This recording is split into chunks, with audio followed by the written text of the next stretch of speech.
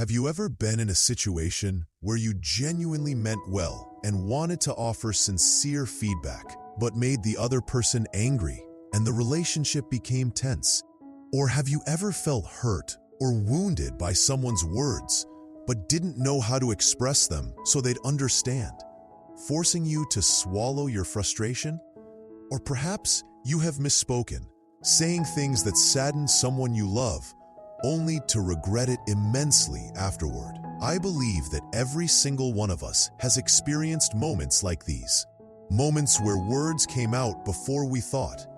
Conversations filled with misunderstanding and hurt. Language, something seemingly intangible and immaterial, possesses extraordinary power. It can be a warm spring breeze, soothing the soul and nurturing love. But it can also become a cold, sharp knife, unintentionally carving deep, hard-to-heal scars into people's hearts. As the American writer Maya Angelou once said, "I've learned that people will forget what you said, people will forget what you did, but people will never forget how you made them feel." And that feeling primarily comes precisely from how we communicate, from the seemingly simple words we use every day. We often think of violence as physical acts of harm, as fistfights and conflicts. But did you know there's another kind of violence? Quieter, more pervasive, yet sometimes with even more devastating impact? It's language violence. It creeps into every judgment, comparison, and blame, even into seemingly harmless complaints or requests that hide coercion. It poisons relationships, from family, friends, colleagues, even to the relationship we have with ourselves. So, how do we break free from this vicious cycle of language violence? How can we make our words truly bridges of love instead of walls of separation? Hi everyone, welcome to BookSmart Insights, a channel for sharing knowledge for personal development through good books. Today, BookSmart Insights wants to explore a book considered a classic, a guiding star for anyone wishing to improve their communication skills and build strong, meaningful relationships. It's the book Nonviolent Communication, A Language of Life by Dr. Marshall B. Rosenberg. This isn't just a book about communication techniques. It's a philosophy of life, a way of seeing the world and people with profound compassion. It has changed the lives of millions around the globe, helping them mend broken connections, understand themselves and others more deeply, and most importantly, rediscover peace and joy in their relationships. In today's video, we'll dive deep into the core ideas of this book together. We'll find out why we often communicate violently without realizing it. What factors turn words into weapons? And most crucially, how can we practice nonviolent communication in our daily lives to transform every conversation into an opportunity for connection and love?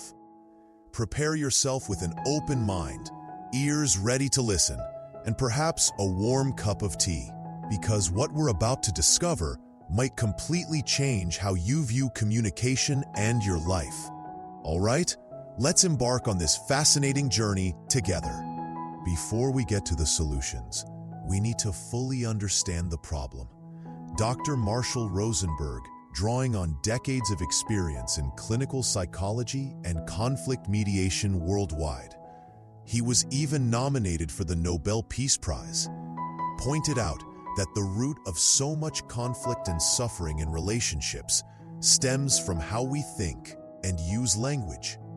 He called these alienating communication patterns, or what we can loosely understand as violent communication. What's striking is that these patterns are so common, we often see them as usual, even necessary in many situations. We usually don't realize we're being violent with our words until the consequences hit.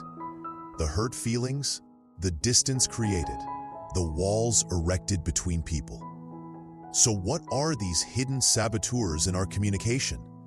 Dr. Rosenberg identified 4 main elements that often turn our words into weapons. Element number 1, moralistic judgments. This is the most common form. It happens when we use our own standards and moral values to evaluate, criticize, blame, or label others. It might sound like we're upholding what's right, but in reality, we're imposing our worldview onto others. Take a moment to reflect. How many times a day do we think or blurt out things like, "This teacher is so mean, assigning so much homework," when we feel overwhelmed? The teacher might have pedagogical reasons, or the curriculum requires that amount of work. Calling the teacher mean is a judgment based on our discomfort. That person drives like they don't have eyes when we have a minor scrape. Maybe they were in a hurry. Maybe they were a new driver. Maybe there was a blind spot. Concluding they don't have eyes is a sweeping generalization. The boss only knows how to exploit employees when the workload is heavy. The company may be going through a challenging phase. The boss may be under pressure from higher-ups, or the task distribution may not be optimal. Labeling the boss an exploiter ignores many other factors and focuses only on our frustration. Even compliments can contain judgment. "You're so kind." While seemingly positive, it's still an evaluation. The person hearing it might feel pressured to always be kind. Why are moralistic judgments so dangerous? Because they categorize people into good and bad, right and wrong, based on our subjective lens. They ignore the circumstances, the feelings, and most importantly, the deep underlying needs driving that person's actions, and our own. When we judge, we automatically put up a barrier. The person being judged tends to become defensive, resistant, or feel hurt and ashamed. Communication ceases to be about understanding and becomes about determining who wins and who's right. As philosopher Jiddu Krishnamurti said, the highest form of human intelligence is to observe without evaluating.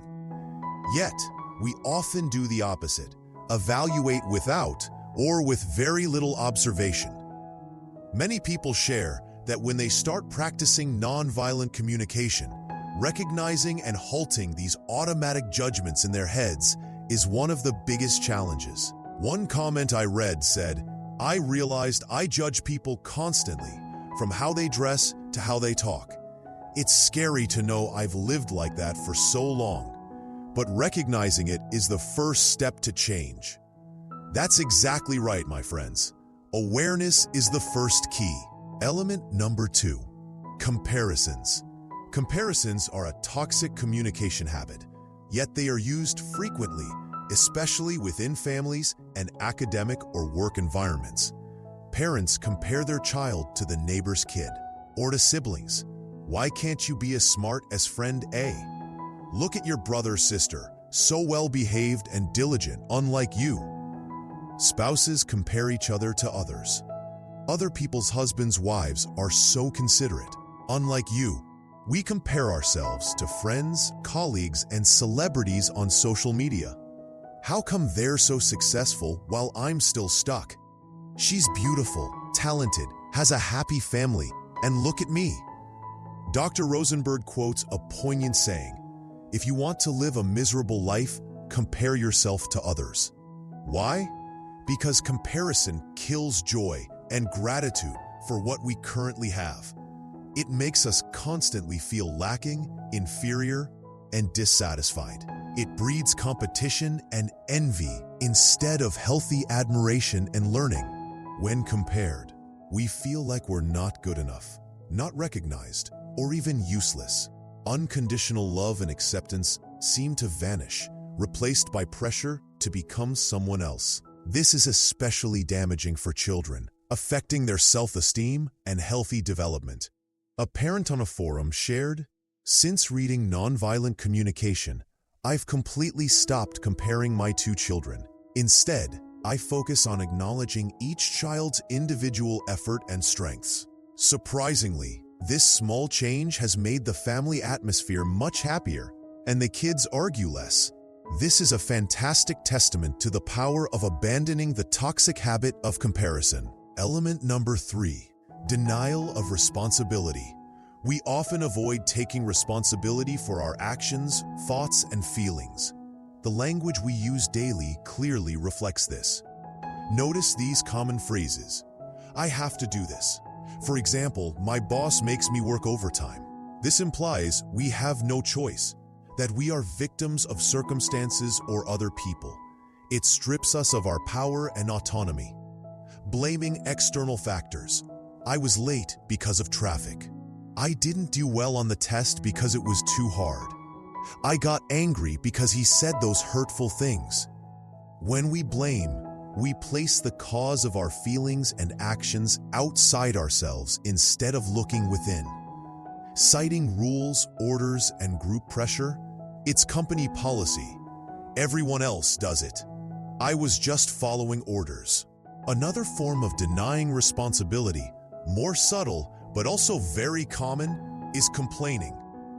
The story of the woman who hated cooking but did it for 20 years and constantly complained during meals is a prime example.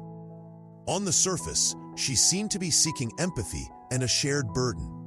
But deep down, complaining continuously without seeking change or changing her attitude was a way of unloading her frustration and resentment onto others. Those complaints unintentionally became a form of emotional abuse for her family, making them feel guilty and tired, even thinking it would be better if mom didn't cook at all. Dr. Rosenberg offers a compelling solution to counter this denial of responsibility. Shift your language from "I have to" "I choose to." It sounds simple, but the shift in mindset is profound. When you say, "I choose to work overtime because I want to finish this project on time and be evaluated well," or "I choose to cook for my family because I love them and want to care for them," you are reclaiming ownership of your life. You realize that even in difficult situations, you still have a choice, at least the choice of your attitude towards it. Recognizing this choice brings a sense of willingness. When we do something willingly, we feel happier, lighter, and perform much better. Think about children hating homework. They think they have to do it.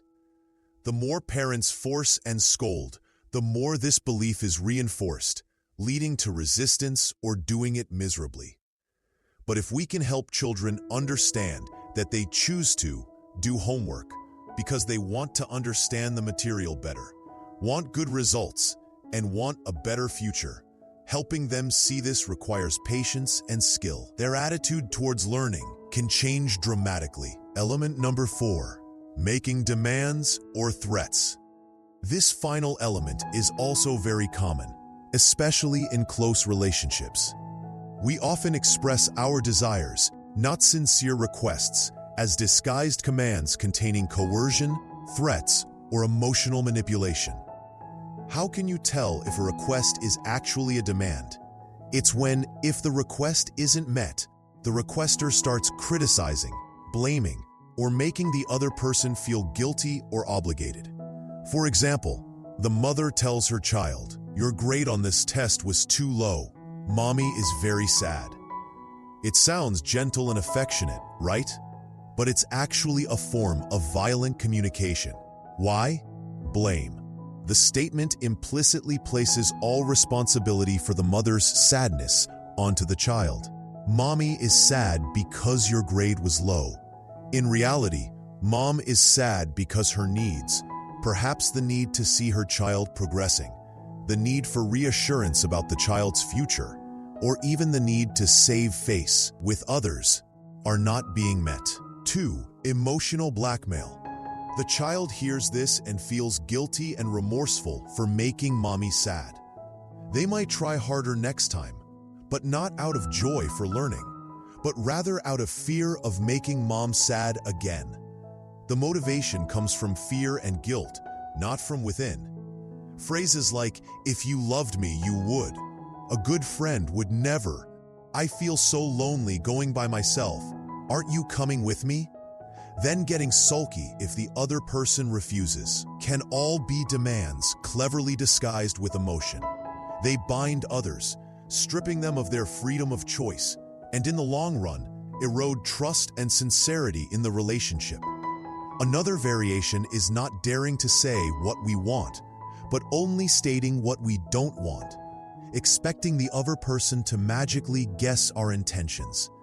For example, a wife says, "I don't want you coming home late from work like this anymore."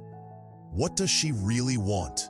Maybe she wants him home for dinner, wants time to talk, wants help with chores, but she doesn't say it clearly. The husband hears her, and the next week, he signs up for golf lessons after work because he's not coming home late anymore. The wife is furious because he didn't understand. But is the fault entirely his, or partly because the wife didn't clearly express her specific request? We often get stuck in these violent communication patterns because we've been programmed this way since childhood by family, school, and society. We learn to judge, compare, blame, demand, as if it's natural. But the good news is, we can change. We can learn a new language, the language of understanding and compassion. And that language is nonviolent communication. Having identified the toxic viruses in everyday communication, it's time to explore the antidote Dr. Marshall Rosenberg offers.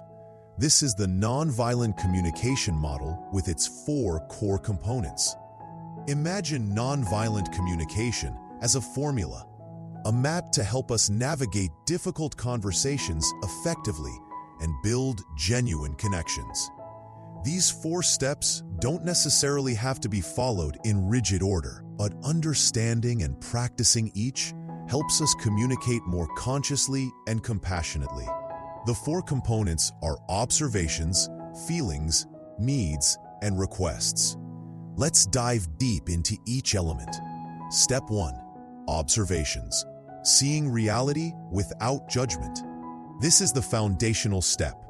Observation in nonviolent communication means describing what we see or hear in specific, objective terms, like a camera recording events, without adding any evaluation, judgment, interpretation, or inference. It sounds simple, but putting it into practice isn't easy. Our brains tend to automatically interpret and evaluate everything. We very easily confuse observing facts with stating our personal opinions. Let's revisit the example of the team leader and the employee. Judgment, violent communication. "I think your work performance hasn't been very good lately." This sentence contains judgment, "not very good." The listener immediately feels attacked, tends to become defensive, and makes excuses. "I've been busy with family matters. That other project was too difficult." The conversation struggles to reach a constructive solution. Observation, nonviolent communication. "I saw on this week's timesheet that you were late 4 times, about 15 to 20 minutes each time." This sentence only describes specific, verifiable events. Late 4 times, 15 to 20 minutes. It doesn't say the employee is lazy, irresponsible, or disrespectful. The listener is more likely to accept this information because it's an objective fact, not an accusation. From there, a conversation about the reasons for being late and potential solutions becomes much easier. Here are a few more examples of differentiating observation from judgment. Judgment. "He always procrastinates." Observation. "He said he would submit the report on Friday 3 times, but submitted it on Monday." Judgment. "She talks too much." Observation. "During the 30-minute meeting just now, I noticed she spoke for about 20 minutes. Judgment. "You are so lazy." Observation. "The book you said you'd read last week is still on the table, unopened." Judgment. "You never listened to me." Observation. "I saw you looking at your phone when I was sharing my work difficulties last night." Judgment. "This meal tastes terrible. Observation. This soup is a bit saltier than I prefer. Why is separating observation from evaluation so crucial? Reduces defensiveness. When people hear an objective fact, they are less likely to feel defensive or resistant than when they hear a judgment. Creates common ground. Observations provide a shared starting point, a reality both parties can agree on, making it easier to build a dialogue. Increases clarity. It helps clarify the specific issue causing discomfort rather than relying on vague general accusations. Philosopher Krishnamurti said, "To observe without evaluating is the highest form of human intelligence." This requires mindfulness and continuous practice.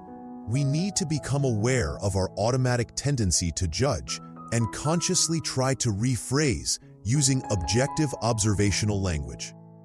There's a beautiful poem mentioned in the book, the essence of which is, "I have never seen a lazy person, only someone who sometimes takes a nap, sometimes stays indoors when it rains." Before calling someone lazy, consider, is that their inherent nature or just their behavior in a specific context? I have never seen a bad child, only a child who sometimes doesn't follow instructions and sometimes thinks differently. Before calling them bad, consider, are they truly bad, or do they simply understand things differently than you do? People are the same. Let's not rush to box or label someone based on a few temporary behaviors or expressions. The friend who takes beautiful photos isn't necessarily just a photographer for life. Let's respect the diversity and endless potential for growth in every person. A user on Reddit shared their experience. At first, just observing without evaluating felt forced. However, as I practiced, I noticed that it significantly reduced arguments with my wife. Instead of saying, "You always leave your stuff everywhere," I started saying, "I see clothes on the floor and dishes still in the sink." My wife stopped getting instantly defensive, and we could talk more calmly about housework. Step 2. Feelings. Naming what's happening inside. After observing the situation objectively, the next step is to authentically identify and express your feelings. Why is this important? Because feelings are our internal guidance system. They tell us whether our needs are being met or not. When needs are met, we feel pleasant emotions: joy, happiness, peace, excitement. When needs are unmet, we feel unpleasant emotions: sadness, anger, fear, disappointment, loneliness. However, society and family often teach us to hide, suppress, or deny our feelings, especially the negative ones. From childhood, when we fell, we were told, "Stop crying, it doesn't hurt." When sad, we were advised, "Cheer up, it's not a big deal." Men were told, "Boys don't cry," and women shouldn't get angry. We gradually learned to wear masks, to appear strong and okay, even when turmoil brews inside. Suppressing emotions long-term can lead to many harmful consequences: stress, depression, physical illnesses, or uncontrollable emotional outbursts. Conversely, identifying and naming our feelings in a healthy way brings numerous benefits. Self-understanding helps you understand yourself better and what truly matters to you. Stress relief. Expressing feelings releases pent-up energy. Connection with others. Sharing feelings honestly creates empathy and a deeper connection. Finding needs. Feelings are signposts leading to unmet needs. Crucially, we need to distinguish between actual feelings and thoughts, judgments, or interpretations disguised as feelings. Actual feelings are usually simple words describing an internal state: happy, sad, angry, scared, surprised, excited, peaceful, lonely, disappointed, worried, relieved, grateful, confused, proud, ashamed, jealous. Thoughts, judgments in disguise, often start with "I feel that," "I feel like," or blame others. "I feel" past participle. For example, "I feel that you don't respect me." This is a thought judgment about the other person's actions, not your feelings. The actual feeling might be sadness, disappointment, or anger. I feel like a failure. This is a self-assessment. The feeling might be discouraged, disappointed, or sad. I feel ignored. This is an interpretation of others' actions. The actual feeling might be hurt, lonely, sad. To practice this step, build your feelings vocabulary.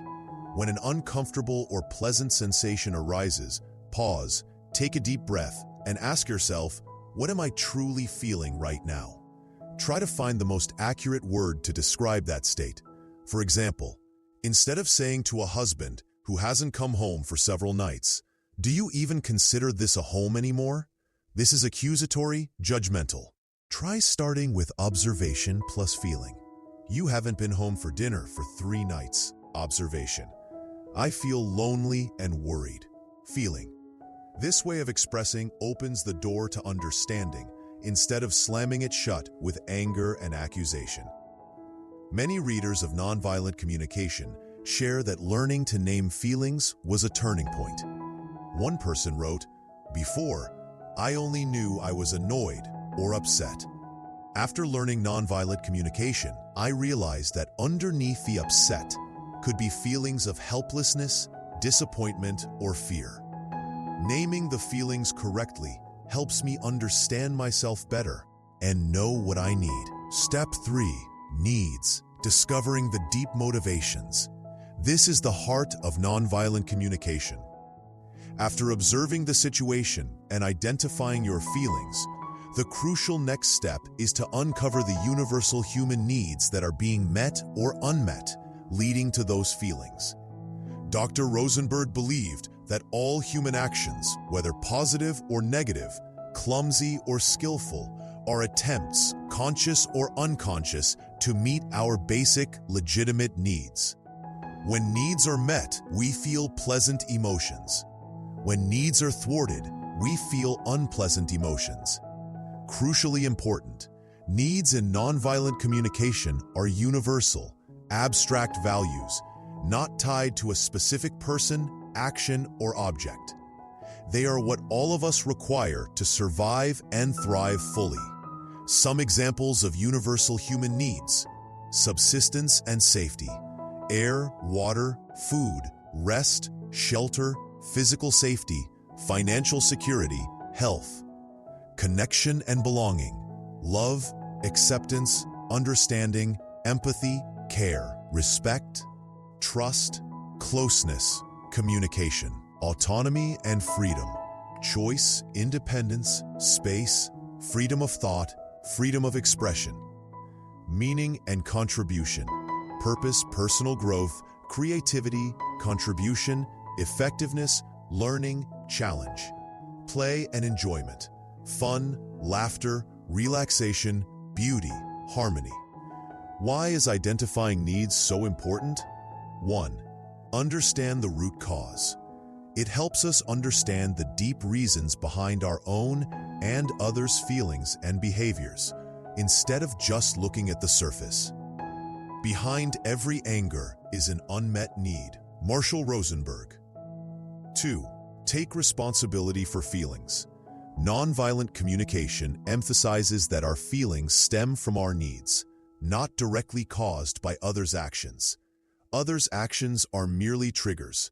The root cause lies in our internal needs. This helps us stop blaming and focus on meeting our needs healthily. 3. Foster empathy.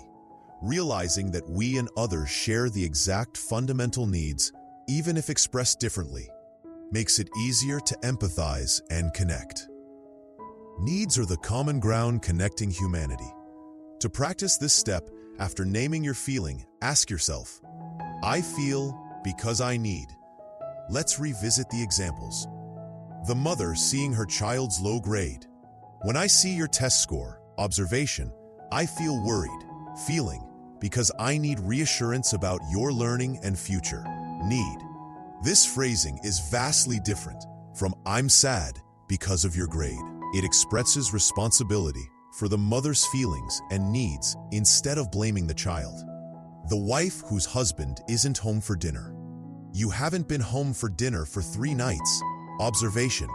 I feel lonely and worried, feeling, because I need connection, care, and sharing in our family. Need. The employee whose work was deemed not good. Instead of getting defensive, he could practice nonviolent communication with himself. When I heard my boss say my work performance wasn't good, observation, I felt confused and hurt, feeling, because I need recognition for my efforts and clarity on what needs improvement. Need.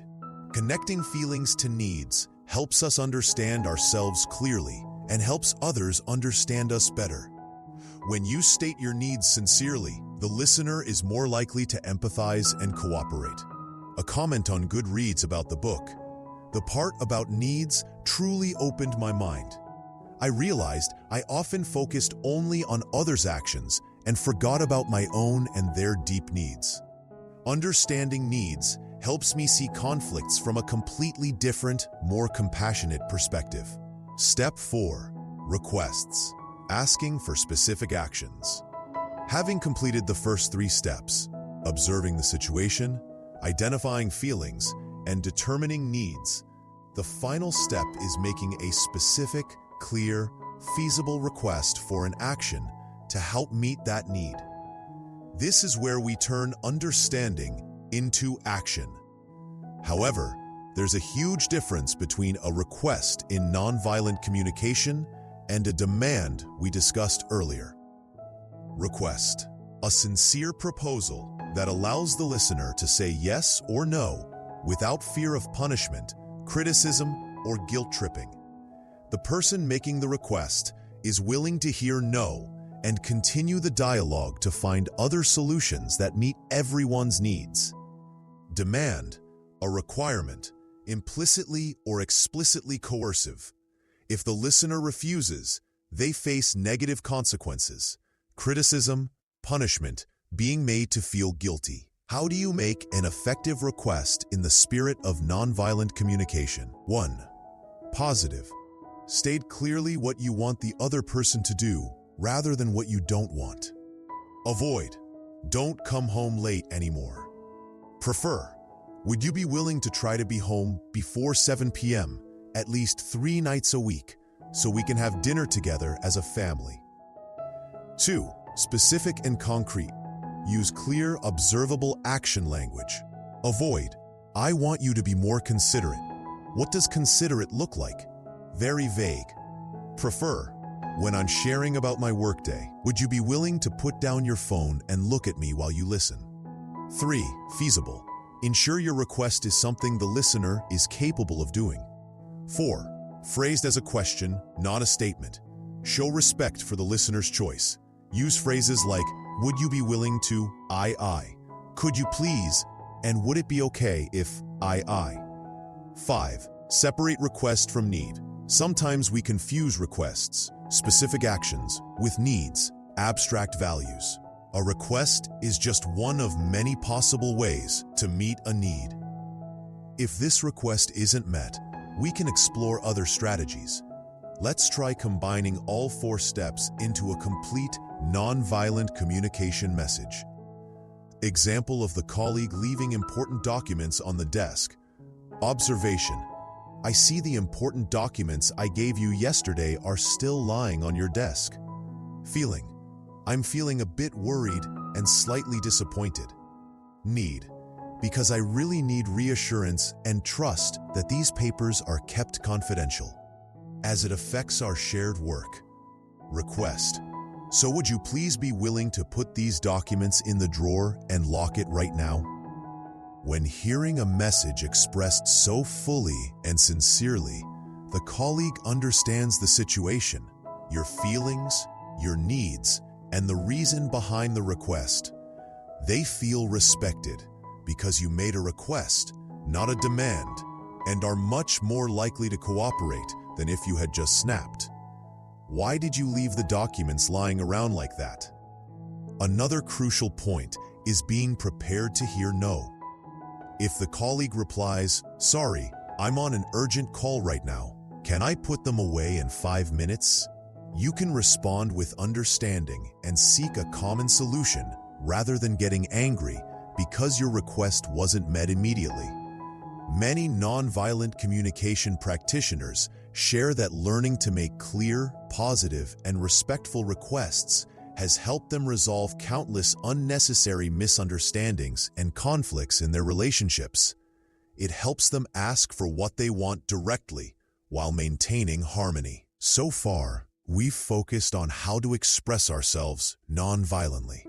However, nonviolent communication has two sides: honest self-expression and empathic listening.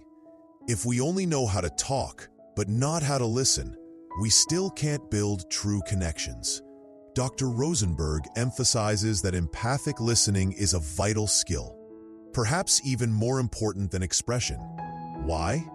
Because often, the most profound human need is the need to be heard, understood, and accepted just as we are. When this need is met, much pain and conflict can be soothed. But what exactly is true empathic listening? It's not simply being quiet while someone else talks. It requires full presence and complete focus on understanding the speaker's feelings and needs without letting our thoughts, judgments, or desires interfere. In the book, the author points out many common roadblocks that prevent us from listening empathetically, even when we think we're being helpful or caring. 1. Advising fixing. You should do this. Why don't you try X? When people are hurting, they often need to be heard before they need solutions. Jumping in with advice too soon can make them feel misunderstood. 2. One-upping storytelling. Oh, that's nothing. I once had. Turning the other person's story into an opportunity to talk about ourselves. 3. Consoling platitudes. Come on, cheer up. Everything will be okay. These often deny or minimize the speaker's feelings. 4. Denying dismissing. It's not that bad. You're overthinking it. This makes the speaker feel their feelings are wrong or invalid. 5. Sympathizing, pitying. Oh, you poor thing. Puts you in a superior position rather than connecting as equals. 6. Interrogating, questioning. Asking questions primarily to satisfy your curiosity rather than to understand the other person. When did it happen? Who said what? Then what? 7. Explaining or defending yourself or others. That's not what I meant. I'm sure he didn't mean it. 8. Correcting or educating. You should have. Though potentially well-intentioned, all these responses prevent us from truly hearing and understanding the other person's inner world. They shift the focus away from the speaker and towards us, or try to fix their feelings instead of simply being present and receiving them. So what does true empathic listening involve? Presence. Put down your phone, stop what you're doing, and direct your full attention to the speaker. Listen with your whole heart.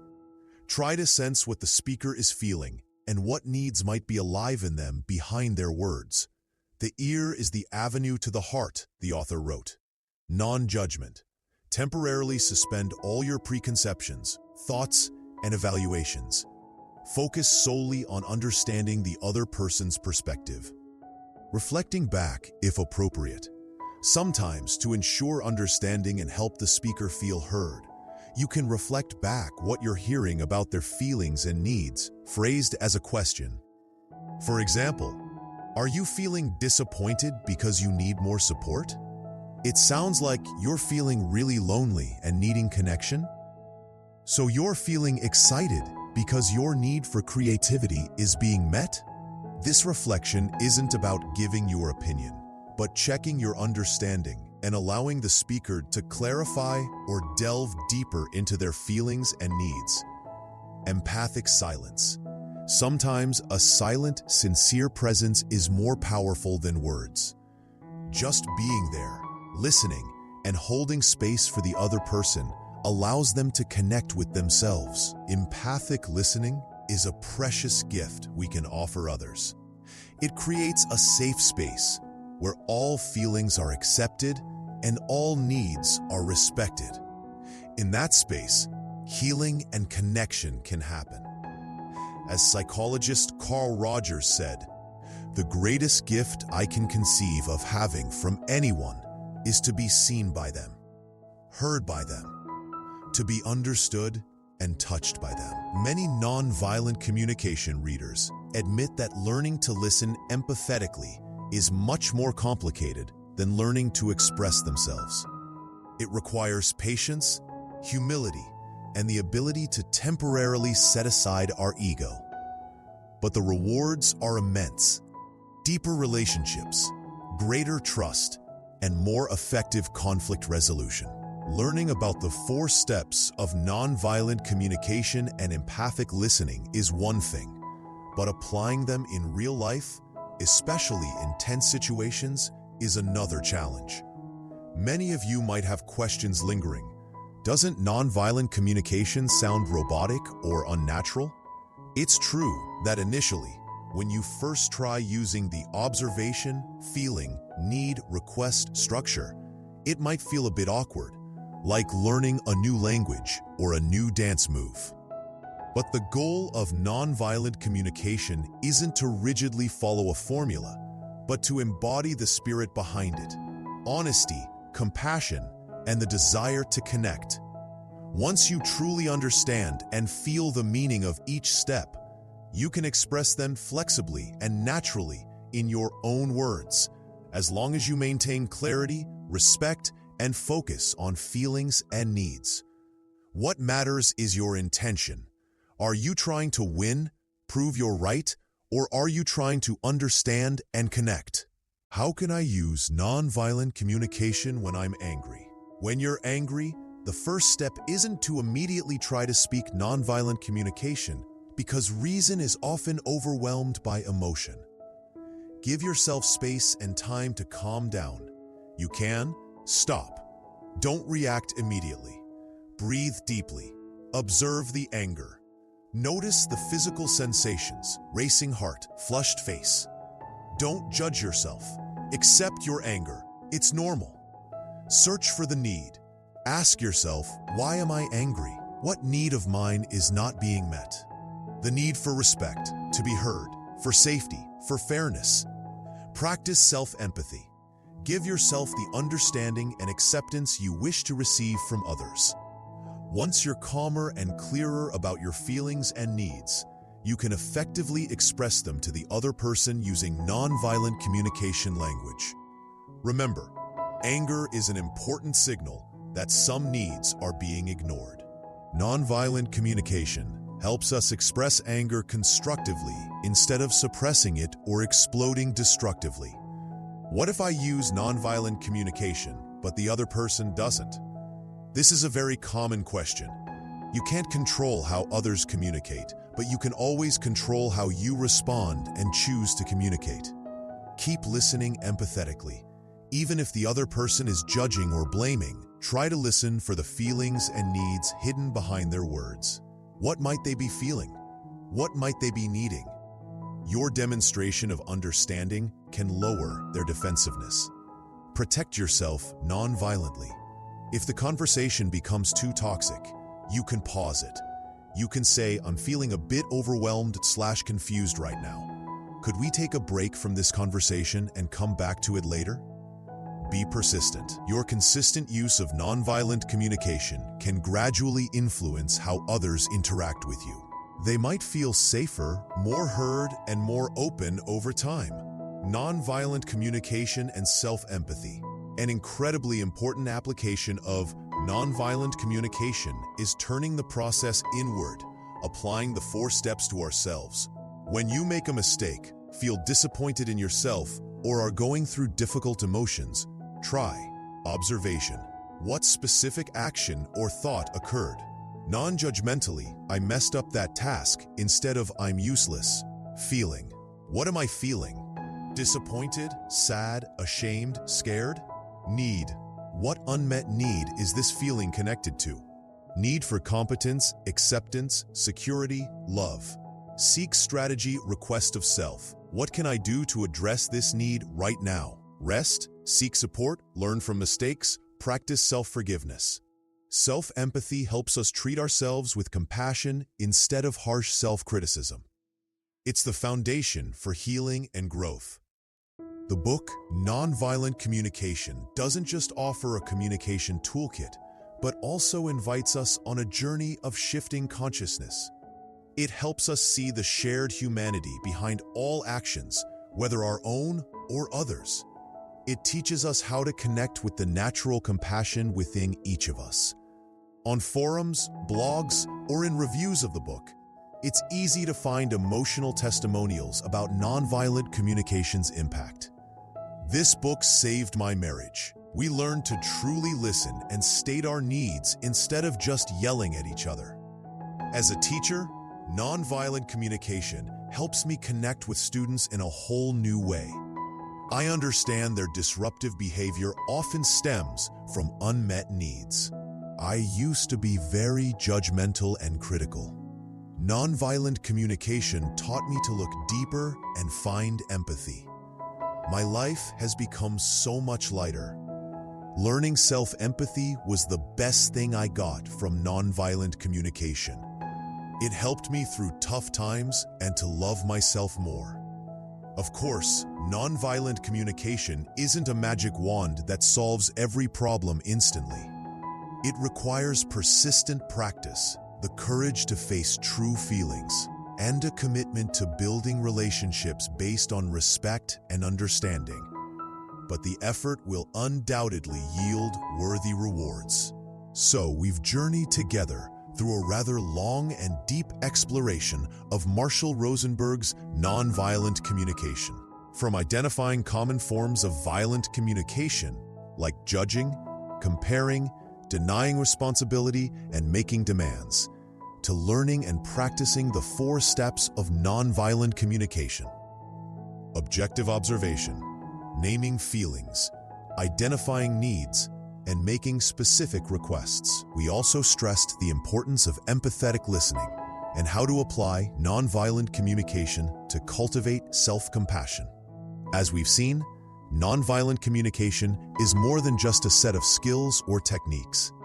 It's a shift in how we perceive ourselves, others, and the world around us. It's an invitation to live authentically, with compassion, and be deeply aware of our interconnectedness through universal human needs. When we learn to communicate from the heart, our words cease to be weapons that wound, and instead become tools to heal, to build bridges of understanding and love. We'll find our relationships becoming deeper and more meaningful. We'll resolve conflicts more constructively, and just as importantly, we'll learn to love and accept ourselves more fully. As the writer Romain Rolland said, "There is only one heroism in the world, to see the world as it is and to love it." Nonviolent communication offers a path to do just that, to see the true nature of human interactions, with all the clumsiness, the pain, the hidden needs, and then choose to respond with love and compassion. I truly believe that if we consciously practice nonviolent communication, even just a little each day, we can collectively create a significant change in our families, communities, and across the globe. A world where people truly listen to each other, understand each other, and support each other in meeting their legitimate needs. So are you ready to begin your journey of practicing nonviolent communication? If today's sharing from BookSmart Insights has resonated with you, if you feel this book could bring value to your life and the lives of those around you, I wholeheartedly encourage you to find and read Nonviolent Communication, A Language of Life by Marshall B. Rosenberg. Ponder it, and most importantly, practice what you learn. Start small in everyday conversations with yourself and the people you care about. And of course, if you found this video helpful, please don't hesitate to hit the like button to show your support. Please share this video with anyone who benefits from this knowledge. Your small share might help someone improve a crucial relationship in their life. And if you love exploring great books for personal development and want to continue elevating life through knowledge with BookSmart Insights, hit the subscribe button and ring the notification bell so you don't miss any new videos. Many more exciting books and valuable lessons await you on the channel. Thank you so much for listening all the way to the end. Your presence and support motivate me to keep creating content for BookSmart Insights. Wishing you a day filled with joy, peace, and conversations brimming with understanding and love. Goodbye, and I look forward to seeing you in the next video.